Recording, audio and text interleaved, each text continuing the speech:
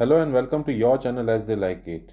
Indian history की series में आज हम आपके लिए लेके आए हैं एक बहुत ही इम्पोर्टेंट टॉपिक जिससे कि क्वेश्चन बहुत बार एग्जाम में पूछा जाता है। जनरली ये टॉपिक काफ़ी सेग्रीगेटेड है, इसलिए इसका मटेरियल भी एक जगह पर नहीं मिलता है। और वो टॉपिक है growth of modern education under British rule. तो आइए स्टार्ट करते हैं कि एजुकेशन का डेवलपमेंट कैसे हुआ ब्रिटिश रूल के अंडर। जब ब्रिटिशर्स ने इंडिया पे रूल करना चालू किया तो यहाँ की कल्चरल और लिंग्विस्टिक डाइवर्सिटीज़ को देखते हुए उनको महसूस हुआ कि वो तभी सक्सेसफुली रूल कर पाएंगे इंडिया में जब उनके पास रूल करने के लिए कुछ इंडियंस का साथ हो जो कि Indian in blood and colour हो बट इंग्लिश इन टेस्ट हो, और वो एक मीडियम बन सकें गवर्नमेंट और मासेस के बीच में। Educational policies in British India को डिवाइड किया जा सकता है दो ग्रुप्स में: education under East India Company, that is before 1857, and education under the British Crown, that is after 1857 to 1947। तो आइए देखते हैं सबसे पहले एजुकेशन का कैसे ग्रोथ हुई अंडर द कंपनी रूल। 1781 में governor general of Bengal Warren Hastings ने इस्टेब्लिश किया कलकत्ता मदरसा for Islamic law studies. Calcutta मदरसा फर्स्ट एजुकेशनल इंस्टीट्यूट था जिसे ईस्ट इंडिया कंपनी ने सेटअप किया था। ये क्वेश्चन बहुत इंपॉर्टेंट हो जाता है, कई बार एग्जाम्स में पूछा भी जा चुका है और आगे भी पूछा जा सकता है। 1784 में विलियम जोन्स ने इस्टेब्लिश की एशियाटिक सोसाइटी ऑफ बंगाल ताकि अंडरस्टैंड किया जा सके history and culture of India. और इसी समय चार्ल्स विकिंस ने ट्रांसलेट किया था भगवत गीता को इंग्लिश में। 1791 में जोनाथन डंकन ने इस्टेब्लिश किया Sanskrit college for the study of Hindu laws and philosophies. 1800 में गवर्नर जनरल रिचर्ड वेलेस्ले ने फाउंड किया Fort William college in Calcutta, जिसमें कि civil servants of East India Company को इंडियन लैंग्वेजेस और कस्टम्स के बारे में ट्रेनिंग दी जाती थी। लेकिन इस कॉलेज को 1802 में क्लोज भी कर दिया गया क्योंकि ब्रिटिश एडमिनिस्ट्रेशन इन इंग्लैंड नहीं चाहता था इंग्लिश सिविल सर्वेंट्स को इंडियनाइज किया जाए। 1813 में चार्टर एक्ट जो पास हुआ उसने एक नींव रखी मॉडर्न एजुकेशन की इंडिया में, और इसको first step towards modern education taken by the British भी कहा जाता है। चार्टर एक्ट ऑफ 1813 में एक एनुअल सम ऑफ ₹1 लाख रखा गया इंडियंस को एजुकेट करने के लिए। इसी के बाद 1817 में कलकत्ता कॉलेज को सेटअप किया गया और गवर्नमेंट ने सेटअप किए Sanskrit colleges at Calcutta, Delhi and Agra. आइए अब समझते हैं ओरिएंटलिस्ट एंग्लिसिस्ट कंट्रोवर्सी क्या है। इस समय के दौर पर एक कंट्रोवर्सी चल रही थी जिसको नाम दिया जाता है orientalist anglicist controversy. 19th century के फर्स्ट हाफ में ब्रिटिश ईस्ट इंडिया कंपनी के ऑफिशियल्स एक पॉलिसी ऑफ न्यूट्रलिटी और नॉन इंटरवेंशन चाहते थे इंडिया के कल्चर में, रिलीजन में एंड एजुकेशन में।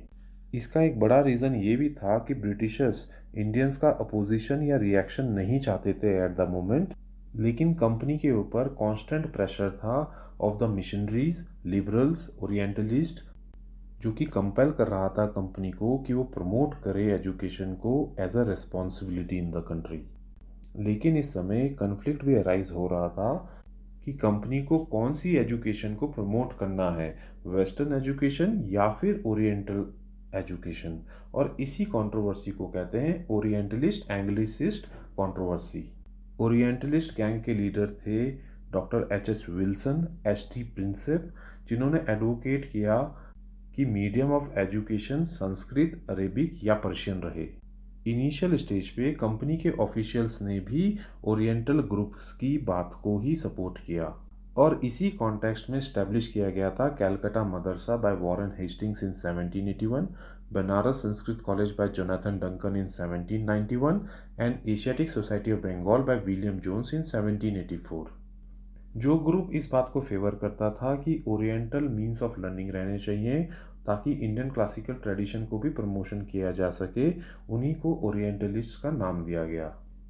ओरिएंटलिस्ट्स का मानना था कि ब्रिटिश ऑफिशियल्स को लोकल लैंग्वेज एंड कल्चर को सीखना चाहिए ताकि वो अपनी जॉब को बेटर तरीके से कर सकें, और इसी बात के कारण fort William college eight Calcutta 1800 में सेटअप किया गया था। वहीं एंग्लिसिस्ट ग्रुप की बात करें तो इनके लीडर थे चार्ल्स ट्रेवेलियन, एल्फिंस्टोन, जिन्होंने एडवोकेट किया इंग्लिश मीडियम ऑफ एजुकेशन होना चाहिए और वेस्टर्न एजुकेशन जो है वो इम्पार्ट की जानी चाहिए। एंग्लिसिस्ट ग्रुप को कई सारे मॉडर्न इंडियंस का भी साथ था, जैसे कि राजा राम मोहन राय, जिन्होंने एडवोकेट किया था वेस्टर्न एजुकेशन को। ओरिएंटलिस्ट एंग्लिसिस्ट कंट्रोवर्सी के चलते ही गवर्नमेंट ने अपॉइंट किया general committee of public instruction को इन 1823। आइए अब जानते हैं कि डाउनवर्ड फिल्ट्रेशन थ्योरी क्या थी। डाउनवर्ड फिल्ट्रेशन थ्योरी एसोसिएटेड है लॉर्ड मैकुले से, जिन्होंने ये थ्योरी इंट्रोड्यूस की in the famous Macaulay minutes of 1835। Lord Macaulay ने ये minutes governor general of British India को सबमिट किए थे। मैकुले को असाइन की गई थी ड्यूटी कि वो स्टडी करें ओरिएंटलिस्ट एंग्लिसिस्ट कंट्रोवर्सी को डिटेल में, जिसने पूरे एजुकेशनल सिस्टम को कंट्रोवर्शियल बना रखा था फ्रॉम 1817 टू 1833। जैसा हमने आपको पहले भी बताया कि first time charter act of 1833 में 1 lakh rupees for promotion of education separately दिया गया था। इसी के बाद 1817 में एक और चार्टर एक्ट ने इस अमाउंट को मॉडिफाई कर दिया था 2 lakh rupees as ग्रांटी in aid system. लेकिन ओरिएंटलिस्ट और एंग्लिसिस्ट कंट्रोवर्सी के चलते एजुकेशनल सिस्टम स्मूथली रन नहीं कर पा रहा था। आइए देखते हैं मैकुले मिनट्स ऑफ 1835 क्या थे। ओरिएंटलिस्ट एंग्लिसिस्ट कंट्रोवर्सी को रिजॉल्व करने की ड्यूटी दी गई थी मैकुले, जो कि एक लॉ मेंबर थे गवर्नर्स काउंसिल में। इसी के रिगार्डिंग लॉर्ड मैकुले ने कुछ रिकमेंडेशंस दी थी, जिसको हम जानते हैं लॉर्ड मैकुलेज मिनट्स ऑफ 1835। इसमें सबसे पहली और इम्पॉर्टेंट रिकमेंडेशन थी, जिसमें कहा गया था कि कोई ज़रूरत नहीं है मॉडर्न एजुकेशन देना each and every Indian in the country. इसके बदले में ब्रिटिश गवर्नमेंट को इंडिया में डाउनवर्ड फिल्ट्रेशन थ्योरी को अपनाना चाहिए। इस थ्योरी के हिसाब से एजुकेशन एक एलीट ग्रुप को दी जानी चाहिए सोसाइटी में, जो कि उसके बाद फिल्टर डाउन कर जाएगी to the lower class of the people. Lord Macaulay का मानना था कि लोअर क्लास पीपल जो हैं वो हमेशा इमिटेट करते हैं अपर स्ट्रेटा ऑफ द सोसाइटी को। इसीलिए अगर अपर स्ट्रेटा ऑफ सोसाइटी को हम मॉडर्न एजुकेशन देते हैं तो ऑटोमेटिकली लोअर क्लास के पीपल उसे फॉलो करेंगे, और इसी को डाउनवर्ड फिल्ट्रेशन थ्योरी का नाम दिया गया।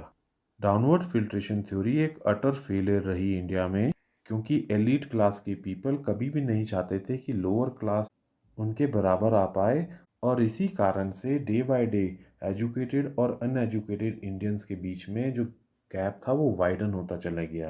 1843 से 1853 तक जेम्स जोनाथन ने एक्सपेरिमेंट किए नॉर्थ वेस्ट प्रोविंसेस, जिसमें ओपन किए गए 1 government school as model school in each तहसीलदारी।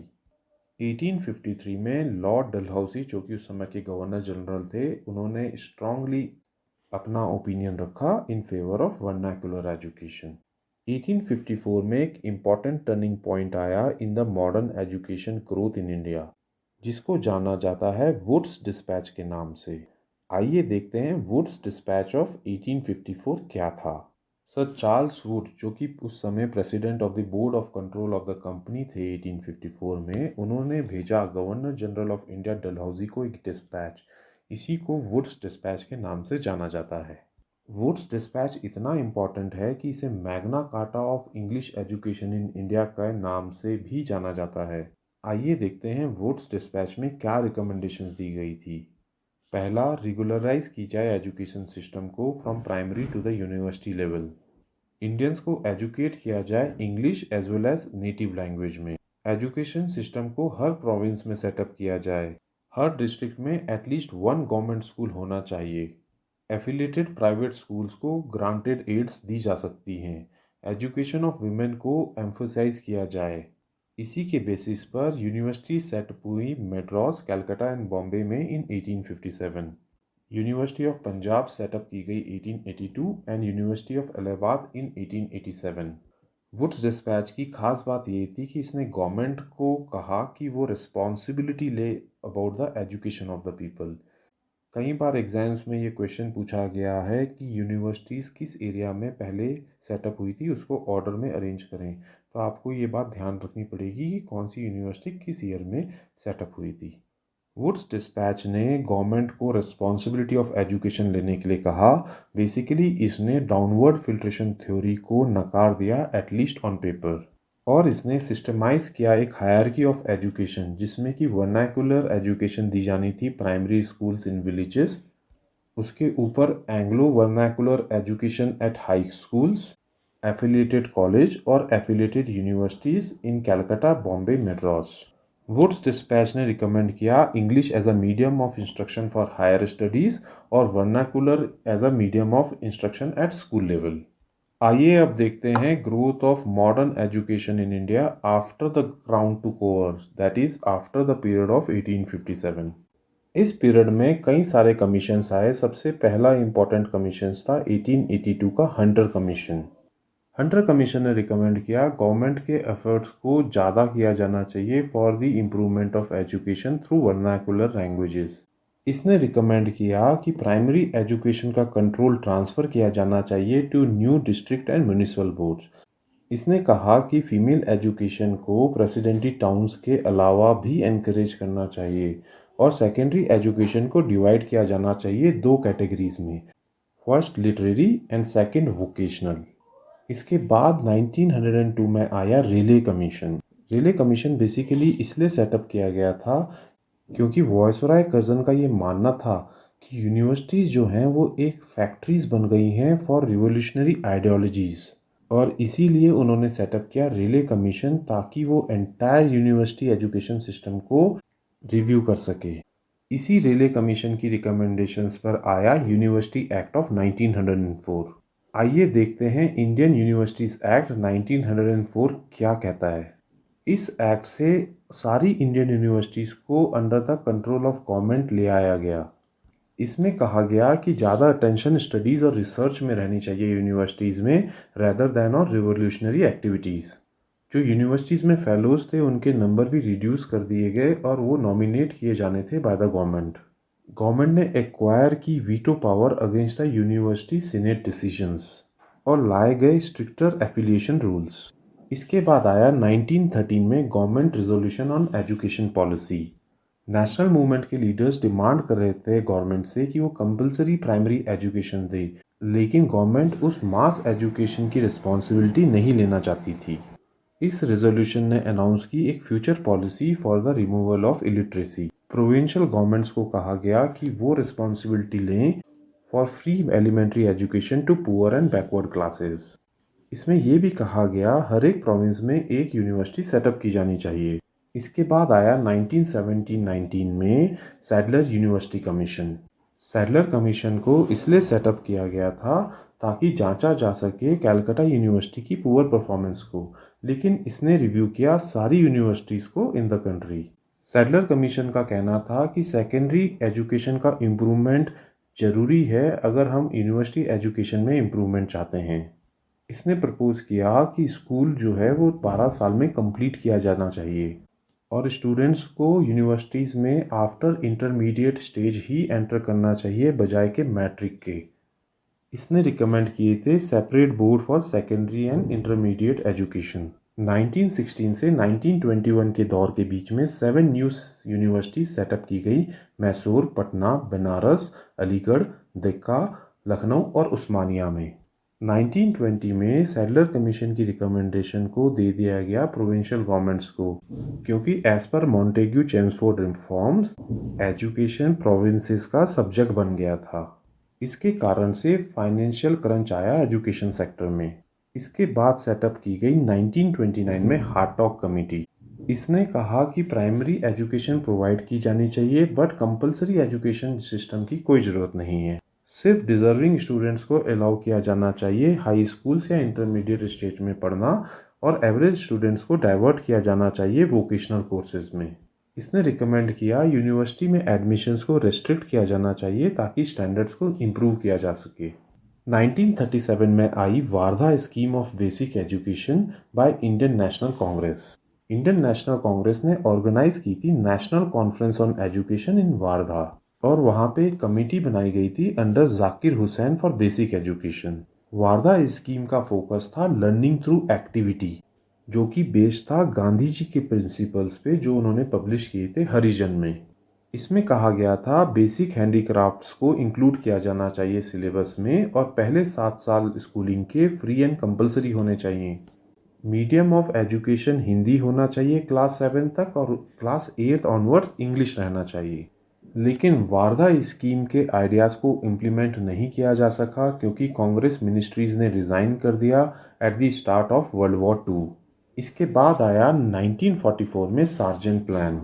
Sergeant उस समय एजुकेशनल एडवाइज़र थे गवर्नमेंट के और ये प्लान वर्कआउट किया गया था by the central advisory board of education in 1944। इस प्लान ने रिकमेंड किया था free primary education for 3 to 6 years age group, compulsory education to 6 and 11 years age group, high school recommend किया गया था for selected students of 11 to 17 years age group. तो दोस्तों ये थी हमारी complete coverage regarding growth of modern education in India और इसका मटेरियल जनरली बुक्स में नहीं मिलता है। इसीलिए ये वीडियो अगर आपको पसंद आई है तो हमारे चैनल को लाइक एंड सब्सक्राइब करें। वहीं इंस्टाग्राम एंड टेलीग्राम से जुड़ें for free PDF and notes. Thank you.